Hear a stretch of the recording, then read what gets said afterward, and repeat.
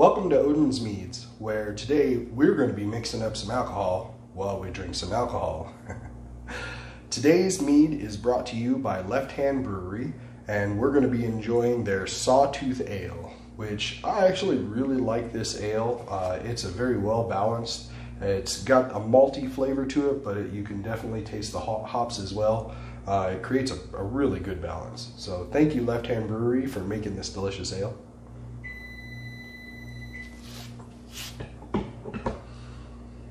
And that's our timer for our yeast.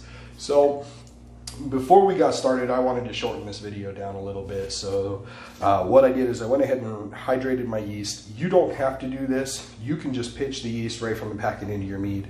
I just do this because it was suggested, and it does make a better wine in the end.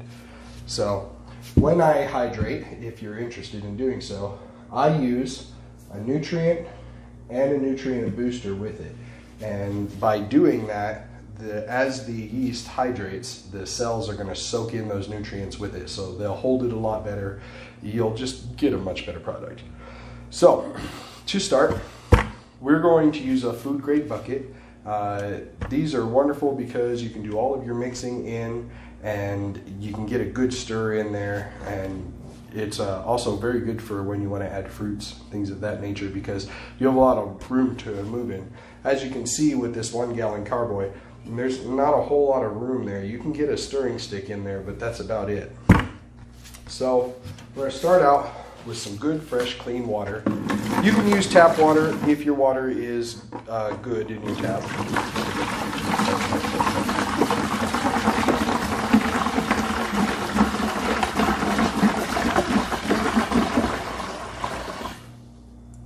So because I'm adding honey and preserves to this wine, we're not going to put the entire gallon of water in, because that way we can leave a little bit of room for our honey. Now I am going to use 4 pounds of honey for this one, because I'm making a peach wine, and I want this wine to come out very sweet, but also high in alcohol as well. So I want it to be just a bam, right to the kisser. So once we've added our honey, what we want to do is give it a good stir and get that mixed in very well.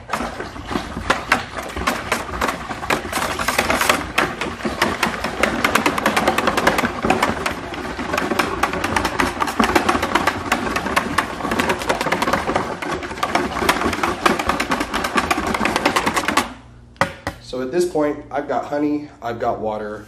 If I just pitch the yeast now, this is a traditional mead, and it's ready to bottle right there. It's that easy. But today I'm going to add some peach preserves to this, because I want to get a good peach flavor to this mead.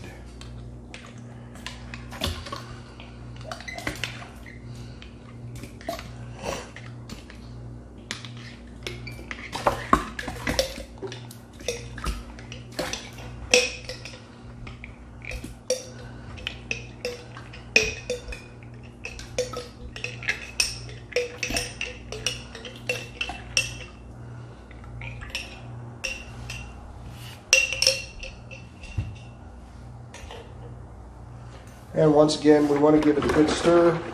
We want to get everything mixed in there very, very well.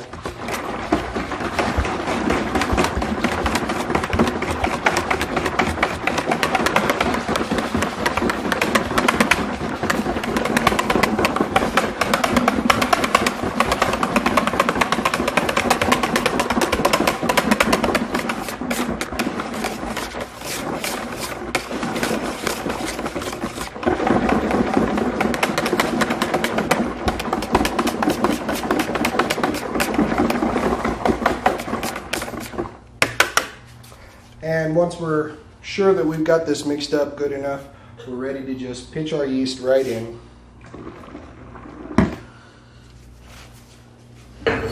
I'm saving some of this for a stalled mead.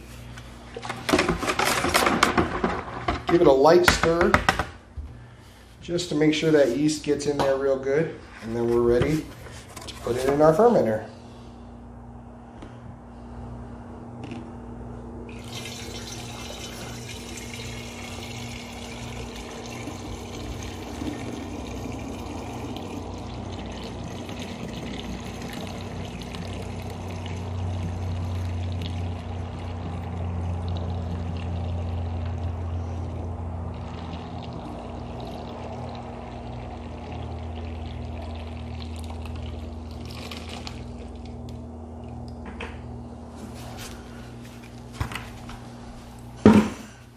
it looks like that was actually the perfect amount of water.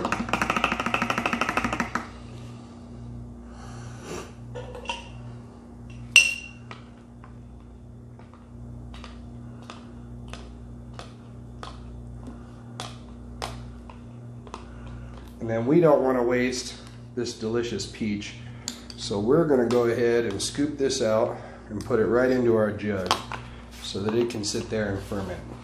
Now, at this point, all you need to do is add your airlock to it, along with your bone.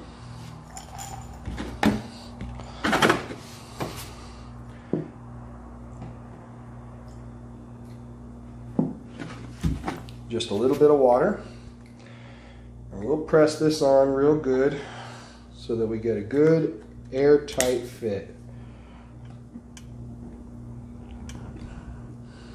Lots of liquid on there. There we go.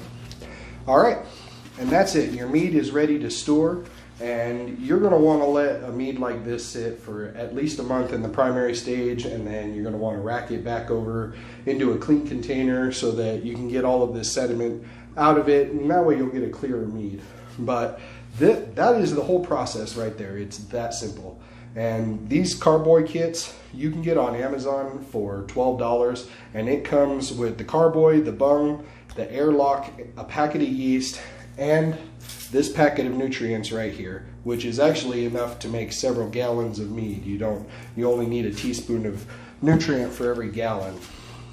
And this is a wonderful buy if you're interested in making your own booze.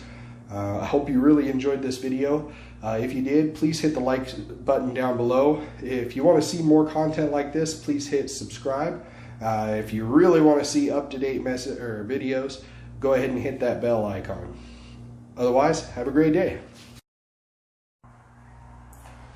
One more thought before we end this video. I'd like to talk about storing your meads. Now, you don't want to store your mead down on the floor. It's very bad for it. The floor fluctuates in temperature with the day. It can also draw a lot of the heat away from your mead. What I like to do is these Amazon mead kits actually come with a box. And so I like to just cut out the top here and set the box in there. And what this does is this just gives a little bit of insulation, and it makes the daily temperature fluctuations just a lot easier on your mead.